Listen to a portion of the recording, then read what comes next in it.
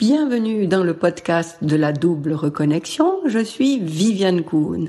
Dans Croyance en série, je reçois une invitée qui te partage une croyance et des pistes pour t'aider à la transformer.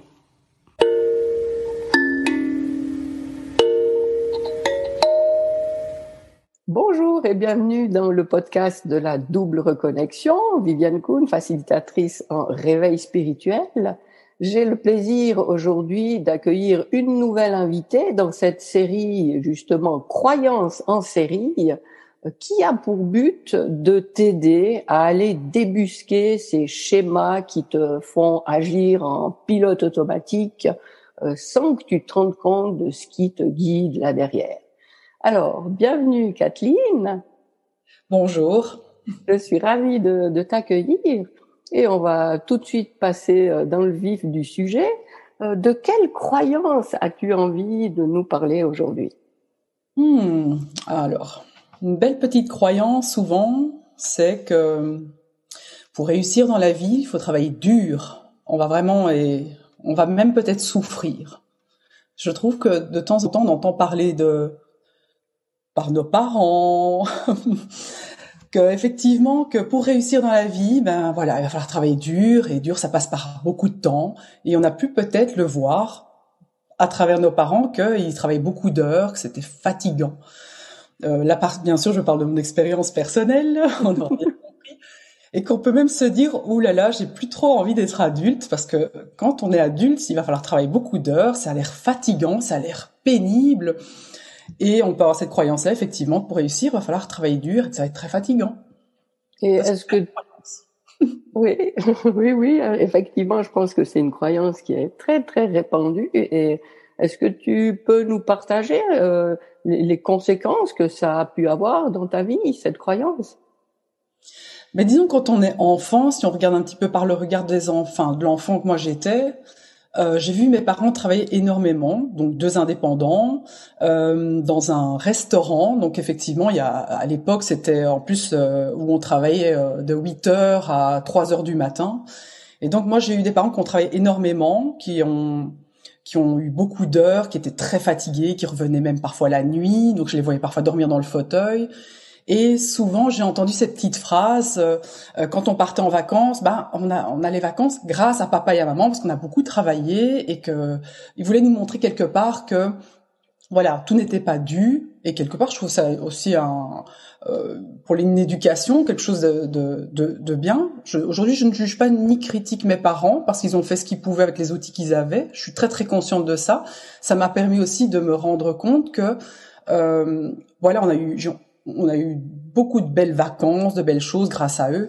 Mais c'est vrai que la lourdeur qu'il y avait derrière cette croyance était quand même assez waouh. Je me disais en tant qu'enfant, quand je vais être grande et adulte, parce que moi mon rêve c'était de voyager, je me suis toujours dit il va falloir que je travaille beaucoup d'heures, je vais devoir faire beaucoup d'heures pour pouvoir avoir ces vacances. Donc c'était vraiment travailler pour avoir ces vacances. Donc ça c'est exceptionnel ce que tu partages là, parce que je vois que ces épisodes que nous sommes en train d'enregistrer remplissent vraiment leur mission, parce que j'avais moi-même pas encore identifié cette croyance, et j'ai aussi des parents qui avaient un petit commerce, des vignes, et qui étaient effectivement tout le temps en train de travailler, et je ne connais comme modèle enfant que celui-là. Eh bien, je me rends compte maintenant seulement en t'écoutant que j'ai probablement ça qui traîne en moi puis qui me conditionne. Donc, merci beaucoup. Oui, les vignes, tes parents se levaient tôt. Il y avait en plus des saisons, toi en plus, hein. Bien sûr, oui. Et c'était du non-stop, quoi. Il y avait toujours quelque chose à faire. Et tu parles de vacances, nous, les vacances, il y en avait même pas. C'est mieux. Ah oui, parce qu'il y a ça aussi. Ouais, effectivement. Ouais. Tu as aussi connu ça, donc tu as aussi cette croyance que va falloir travailler dur ou pas. Mais oui, mais tu vois, ça fait quelque temps que je suis sensibilisée à cette problématique des croyances, et que en particulier les croyances par rapport à l'argent. Et oui, c'est l'exercice qu'on me propose, identifier ces croyances, mais Moi, je trouve que c'est extrêmement difficile et c'est en t'entendant maintenant en parler que je me dis, ah ben voilà, là, il y en a une. Mais c'est pas une phrase qui me venait comme ça à l'esprit. Et elle se réveille maintenant. Et est-ce il se peut que des personnes qui ont vécu la même enfance que nous, n'ont peut-être pas cette croyance-là parce qu'ils ne l'ont peut-être pas validée. Et que dans cette vie, enfin, dans la vie d'adulte, ils ne travaillent pas non plus des heures. Par exemple, moi, mon frère, il a toujours dit depuis qu'il est enfant, je ne travaillerai pas comme mes parents. Je ne ferai pas la même chose. Moi, je veux vraiment avoir créé ma famille et être présent pour eux. Donc, c'est marrant parce que lui, dans sa façon aujourd'hui de travailler, il va travailler 16 heures, mais pas plus. Parce que pour lui, la famille a plus d'importance parce qu'il a manqué, justement, enfin voilà, dans son prisme à lui, hein, dans ses croyances à lui, dans ses blessures à lui, qu'il a manqué d'amour des parents, tu vois. Et donc là, c'est marrant comme lui, justement, il ne veut pas reproduire ça. Donc, disons que cette croyance, il ne l'a pas validée. Et il ne l'a Oui, pas. c'est ça qui est super intéressant parce que ça veut dire qu'il en a pris conscience et il l'a refusée et Ouais. il a choisi une autre. Alors que la personne qui n'a pas pris conscience de ça, ben, elle a effectivement ça en stock chez elle qui guide tous ses comportements et puis plus on l'a validé longtemps, des années, des décennies, plus c'est peut-être difficile à aller l'identifier. Donc ouais, merci. Oui, on va surtout la reproduire et comme on a validé ça, que c'est le programme, ben la pensée, de toute façon, va créer sa réalité. Et quelque part, c'est qu'on va tout faire pour confirmer ça. Donc, on va travailler des heures et des heures, et puis on va dire, bah oui, voilà. Il me semble, c'était quand même comme ça, c'était prévu comme ça. J'ai dû travailler 50 heures ma semaine pour avoir autant d'argent, donc c'est validé. Et donc, on valide toujours cette croyance et on peut rester très longtemps dans ce cycle sans en sortir, quoi. C'est ça qui est fou, c'est qu'on crée notre réalité. Et si on a validé cette croyance-là, ben cette réalité, elle peut se faire jusqu'à la fin de notre vie, quoi. C'est ça Absolument. qui est vicieux avec les croyances, hein. C'est que ces croyances, c'est vraiment le programme qui est là constamment, et on rejoue ce programme tous les jours, quoi. Si on se lève, c'est parti, quoi. Waouh, il est quelle heure, on y va. Enfin, il faut travailler des heures, et on arrive éreinté le soir en se disant, mais c'est quoi cette vie, quoi? Jusqu'où on va avec cette croyance-là? Ouais. C'est ça que je me Alors, pose. justement, comment rompre ce cercle vicieux? Comment faire marche arrière et se lancer dans une dynamique d'un cercle vertueux qui va nous amener à un fonctionnement plus optimal pour nous? Alors, il y a la vie aussi qui nous fait des jolies leçons. On va dire que si la personne ne prend pas conscience qu'elle a une croyance qui n'est plus juste pour elle aujourd'hui, on va dire que c'est ok, elle a validé ça avant avec les parents, le programme. Et puis à un moment dans sa vie, il y a quelque chose qui ne va pas.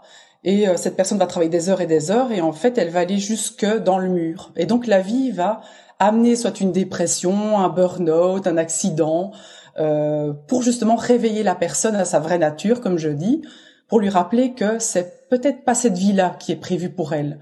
Mais on est obligé de passer par cette étape qui est brutale pour nous réveiller. Et donc moi, je pense qu'il y a aussi la vie qui est là pour nous aider, ou une personne, ou quelqu'un, ou un coach, ou un événement qui va peut-être à un moment marquer le coup en disant, voilà, que ce soit dans du développement personnel, dans des stages, dans des week-ends de développement personnel, qui va nous rappeler que la vie n'est pas que ça.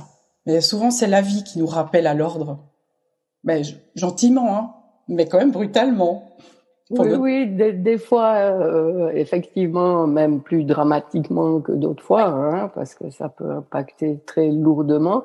Mais c'est vrai que c'est peut-être, ça me donne l'occasion de rappeler quelque chose, que tu parles de personnes qui sont autour de nous, qui peuvent nous tendre la main pour aller dans une autre direction et corriger le tir.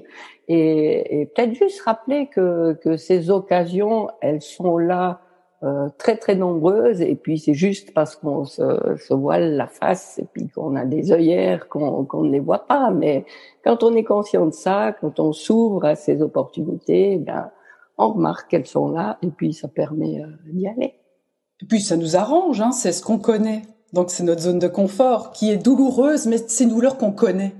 Hein, Ouais. donc on est dedans et on se dit ouais, quelque chose qui ne va pas, mais ça va, je connais cette douleur là, et puis on revient dans ses croyances, on reconfirme et on valide. Et le bénéfice, c'est que on ne va pas en sortir, on ne veut quelque part pas en sortir parce qu'on ne sait pas ce que c'est si on ne valide pas cette croyance-là, que peut-être on peut travailler moins et en ayant la même chose. Il y a juste d'autres astuces, mais parfois c'est plus facile de confirmer quelque chose qu'on connaît bien, même si c'est douloureux.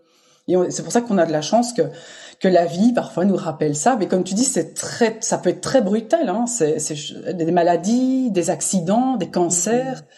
Pour l'avoir vraiment expérimenté autour de moi et même moi-même, moi ça c'est plus un burn-out. Et à un moment, c'est tellement brutal qu'on se réveille et qu'on se dit waouh, c'est quoi le sens de ma vie aujourd'hui? J'ai autant travaillé, pourquoi? Pour de l'argent, on parle de quoi? Et c'est tellement perturbant que ça vient en fait balayer quelque part tous ses fondamentaux et même ses croyances en l'espace de quelques secondes. Et je trouve que c'est très brutal, quoi. Ça peut vraiment faire un reset assez violent.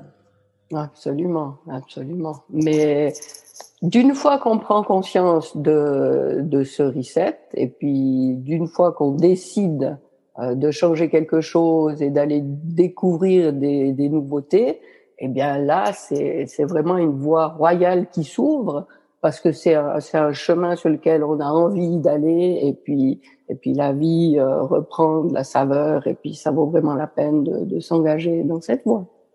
Ah oui, oui, c'est clair. Moi, c'est vrai qu'on ne le voit pas tout de suite quand on est dedans, surtout si c'est une dépression, burn-out, accident et tout ça.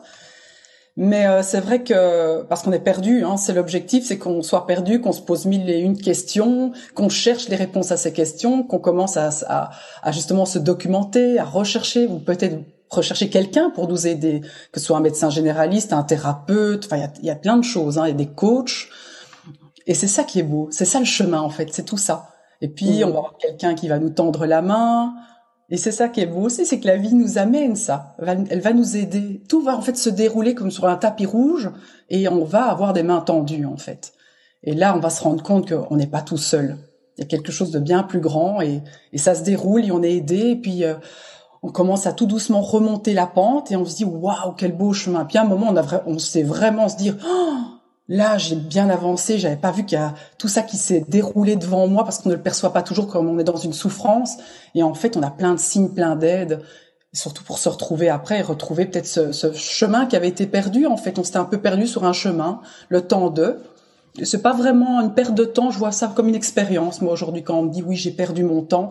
Non, c'est une expérience, tu as acquis plein de choses. Aujourd'hui, justement, ça va t'aider peut-être à accompagner ce genre de personnes qui ont vécu la même chose que toi. C'est une expérience en soi. Donc, voilà. Ça dépend ce que t'en fais aussi. Absolument, oui, c'est tout à fait juste. Et ben, ça me permet de rebondir justement un petit peu plus sur toi et ce que tu fais. Qu'est-ce qui t'a motivé justement à un moment de ta vie de te réorienter, et puis quel est justement ton moteur pour apporter ton aide et pour viser à augmenter le bien-être des personnes que tu accompagnes? Donc moi, à la base, avant, j'étais représentante médicale, donc je travaillais pour des firmes pharmaceutiques et j'ai fait ça pendant 17 ans. Donc j'ai adoré ce métier les 3 dernières années ont été un peu plus compliquées parce que beaucoup de restructuration, une déshumanisation. J'ai commencé à toucher à des choses, une perte de valeur en fait par rapport à moi, ce qui m'a complètement brisée en fait. Je l'ai pas perçu tout de suite. J'ai quand même mis 3 ans avant de me rendre compte vraiment que ça touchait des valeurs profondes chez moi, de l'authenticité, la bienveillance, que je ne retrouvais plus dans mon métier. Parce que c'est quand même très, ça reste un business, c'est pharmaceutique, il y a des médicaments à vendre, il y a une façon de le faire, et de moins en moins j'adhérais. Et surtout comment on considère les gens qui travaillent dans ce milieu-là. Et en fait, ce qui s'est passé, c'est que moi, j'ai reçu j'avais des déceptions sur déceptions. On a licencié quasi toutes les personnes que j'adorais dans la société. C'était vraiment des copines et vraiment l'univers me l'a fait vraiment d'une manière assez brutale. En un an, j'ai perdu le chef que j'aimais vraiment beaucoup, les 2 meilleures amies que je m'étais faites, alors qu'avant je me faisais pas d'amis dans le monde professionnel. J'étais très fort dans l'image et je commençais déjà à changer. Je commençais à être de plus en plus authentique. Et jusqu'à cette fameuse année où ils ont licencié de manière très brutale, on s'y attendait pas, et ça a été fait d'une manière odieuse pour moi en tout cas. Ouais. Ça, je me suis pris une claque et en fait c'était le burn-out qui avait déjà commencé mais qui commençait à s'appuyer. de plus en plus, jusqu'à ce jour où je suis en voiture, j'ai fait 500 kilomètres, il est 6 heures du soir, j'ai fait, je crois que je suis 8-9 heures, j'avais bossé 9 heures d'affilée, sans pause, sans manger, et j'avais vu peut-être 4 médecins, et là je m'effondre dans la voiture en me disant, mais qu'est-ce que je fous ici, quoi. Je sais qu'à ce moment-là, les larmes sortent, mais je ne sais pas pourquoi je pleure, parce que est-ce que c'est de la tristesse, est-ce que c'est du ras-le-bol, je ne sais pas, je pleurais pas souvent à l'époque en plus, je gardais beaucoup mes émotions, parce que j'étais une femme forte, tu sais, les croyances, il faut être forte dans la vie. Il y en a plein des croyances, hein, comme ça, on en a on n'est pas malade, voilà, on est jolie, on est gentil, plein de choses. Donc moi, j'étais cette femme forte, et je me souviens que je suis dans la voiture, je pleure, je suis effondrée, je me sens super mal. Et mon fils, en fait, était en train de me regarder par la fenêtre. Et là, tout de suite, hein, j'ai fait comme ça. Allez, le masque du sourire, tout va bien, je vais bien, je suis forte. C'était fou, quoi. Là, ça a commencé. Et là, après, ça s'est éclairé. Le burn-out est arrivé, confirmé. Le matin, je voulais plus me lever. Je comprenais pas pourquoi. J'étais vraiment mal dans ma peau. On va dire ça comme ça. J'ai pris le rendez-vous chez le médecin généraliste. Elle a fait une prise de sang et quand elle m'a convoquée, elle m'a dit maintenant tu arrêtes ou je t'hospitalise. Là, les mots étaient un peu forts. Je fais attends, tout va bien moi. Qu'est-ce que tu me racontes? Non, tu ne vas pas bien. Tu es en burn-out. Regarde, la prise de sang, elle est grisée. En fait, tu voyais vraiment que tout était en mode rouge. Tu vois, tout était soit au-dessus ou en dessous. Bref. Oui. Et là, j'ai réussi encore à rentrer dans mes croyances que j'étais une femme forte. Jusqu'au bout, je l'ai fait. Moi, tout va bien, je suis forte. C'est pour les faibles, le burn-out. C'est pour ceux qui sont fatigués. Je ne suis pas fatiguée, moi. T'imagines le robot, quoi. Et bon, là, je pleurais à ce moment-là. De toute façon, j'ai bien vu que quelque chose n'allait pas. Et de toute façon, mon corps va me faire des choses juste hallucinantes pour bien me faire comprendre que je ne vais pas bien, jusqu'à m'immobiliser un moment. Et là, je me suis dit, quelque chose ne va pas. Je vais commencer, bien sûr, à me prendre en main. Et là, tout va se dérouler, comme je te disais, le tapis rouge. J'ai commencé à prendre conscience que le pharmaceutique, c'était peut-être plus quelque chose que j'avais envie de faire. Qu'à ce moment-là aussi, il y avait des choses qui changeaient. J'ai commencé à aller vers du développement personnel. J'ai commencé, tu sais, à aller voir une sophrologue. J'ai fait du Reiki, j'ai fait du Theta Healing, c'est de l'hypnose. Et en fait, tout s'ouvre. Les portes s'ouvrent les unes derrière les autres. Et en fait, j'ai eu que des mains tendues. J'ai eu de l'aide. Je suis remontée la pente. Et puis, j'ai accédé, bien sûr, à tout ce que j'avais depuis que j'étais enfant. J'ai toujours été connectée à l'invisible. Il y a juste que j'avais fermé la porte parce que ma maman m'avait souvent dit que j'étais folle. Que ça n'existait pas, que c'était le monde imaginaire. Et là, en une nuit, tout s'est ouvert. J'ai eu accès de nouveau à tout. Ça fait un petit peu peur au début, hein, parce que tu sais, comme tu t'es inventé que c'était des histoires d'enfants, que c'était ton imaginaire, et que là, tu accèdes en tant qu'adulte à cette sensation, ces ressentis, au changement de dans les pièces, de l'énergie, que même dehors, quand tu vas dehors, tu captes des autres choses avec la nature. Waouh! Et là, ça n'a pas arrêté, quoi. Et donc là, je me suis réveillée. Et ma vraie nature aujourd'hui, en fait, je suis femme médecine. J'ai toujours été connectée à tout. Je suis médium aussi. Et j'ai accepté et accueilli tout ça. Mais c'est le chemin, quoi. Et donc aujourd'hui, j'accompagne les gens à se reconnecter à eux. C'est une reconnexion à soi, à sa vraie nature, tout simplement. Et souvent, je te remercie beaucoup pour ce partage. C'est vrai que, en plus, tu as, en retraçant un petit peu ton parcours comme ça, tu as énuméré toute une série de croyances, effectivement. Merci pour ça. Tu ajoutes de l'eau au moulin des gens qui veulent travailler sur cette conscientisation de leur schéma automatique. Et puis, c'est vrai que moi, j'ai vécu pas de la même manière, mais ce que tu as vécu, moi, je l'ai vécu à 50 ans, tu vois, c'est long, une vie jusqu'à toucher le fond et puis rebondir. Mais c'est vrai que d'une fois qu'on casse le cercle vicieux et qu'on redémarre dans le cercle vertueux, je veux dire, il y a plus d'hésitation, tu sais que tu es sur le bon chemin, tu as du plaisir à vivre et puis tu n'as qu'une envie, c'est de le partager parce que c'est tellement douloureux d'être dans cette situation, ça fait tellement mal au cœur de voir les gens s'enfoncer dans leur situation où il y a plus rien qui va, puis ils cherchent des solutions là où il peut pas y avoir de solution. Alors, ouais, bravo et merci pour euh, pour le fait de t'être autorisé justement à rouvrir toutes ces perceptions, parce que la vie change complètement et oui, le recul qu'on a sur sa vie nous permet de voir que tout est juste. Tout ce qu'on a à vivre, c'est juste pour nous aider.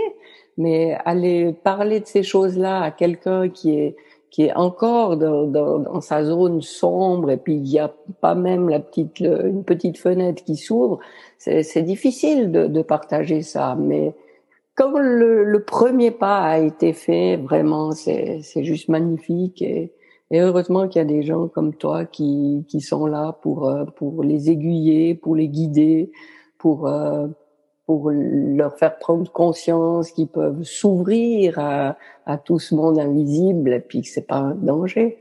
Alors, Oui, des gens comme toi qui communiquent là-dessus à travers oui, cette podcast, parce que c'est hyper intéressant de le faire via des histoires. Parce que c'est là que ça nous parle le mieux. On peut plus s'identifier c'est qu'une vie ça. sortie sur Internet. C'est pas très parlant. Ici, on parle de cas enfin, que moi je rencontre tous les jours dans les burn-out, les dépressions, les gens. Ils sont comme dans un métro boulot dodo, endormis, et ils se rendent pas compte, et ils sont pas bien. Et quand on leur demande c'est quoi qui te fait plaisir dans la vie, c'est quoi qui te fait vibrer? Il y a des gens qui arrivent à me dire aujourd'hui je ne sais plus, parce qu'ils se sont perdus, parce que ils ont fait, et toujours dans le faire et le faire. Et à un moment, c'est éteint, c'est débranché. Et Mais c'est aussi absolument. ça, hein. C'est ça le truc, c'est le rythme, la société, la connexion à Internet, c'est les écrans. Je suis pas contre les écrans, on est quand même dans le digital, hein, c'est pas ça. Mais à juste aujourd'hui revenir à la nature, revenir à soi, des moments pour soi dans le silence, dans le calme, aller se balader dans la forêt. Oui, c'est très juste ce que tu proposes comme premier pas à faire, se demander ce qu'on aime faire, ce qui nous fait plaisir. Et moi, je me souviens justement quand j'ai fait ma dépression, ma psychiatre m'a dit, bah maintenant, vous consacrez du temps à faire ce qui vous fait plaisir, ce que vous avez envie de faire. Mais il m'a fallu des mois pour trouver de quoi j'avais envie et qu'est-ce qui me faisait plaisir. C'est fou. C'est tout à fait normal. C'est pour ça que moi je dis toujours ne culpabilisez pas. Je dis ça aux gens, ne culpabilisez pas. C'est normal, vous êtes débranchés. On est vraiment, moi je vois ça comme un plug, hein, comme une prise qu'on va aller rebrancher. Et ça fait étape par étape. C'est juste prendre conscience on a un corps physique, qu'on a des besoins déjà de base. Et moi je vais d'abord vraiment du basique. Hein. Qu'est-ce que tu as besoin aujourd'hui? C'est quoi qui te fait plaisir? Ah, j'aimais bien aller me balader dans la forêt, mais je le fais plus. Pourquoi tu ne le fais plus? J'ai pas le temps. Ok, on va changer ça. Et étape par étape, on va mettre dans l'agenda des petits moments pour ça, pour soi en fait. Hein. C'est des moments pour soi. Et les gens me disent, ah, c'était aussi simple que ça. Ouais, mais tu ne le faisais pas. Juste aller se balader, même 10 minutes, 15 minutes, on ne demande pas de faire 1 heure de balade. Hein. C'est juste aller se reconnecter à soi, à sa nature.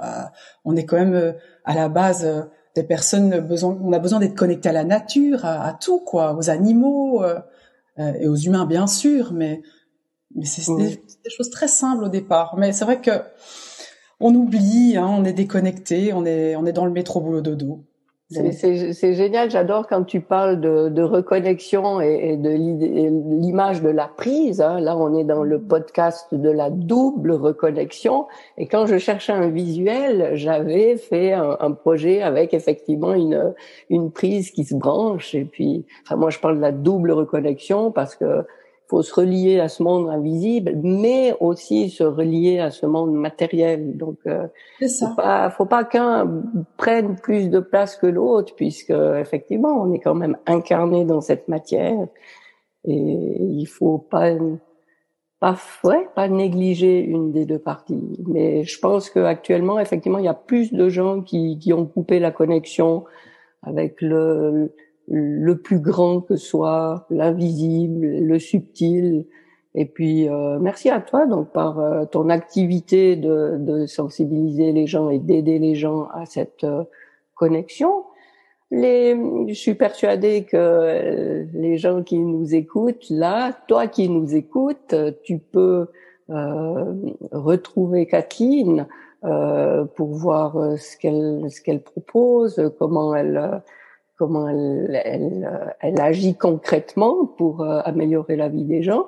Alors Kathleen, comment tu invites les gens à te retrouver? Alors, moi, j'ai plusieurs endroits. J'ai la chaîne YouTube. Tout simplement, c'est Kathleen Soubry.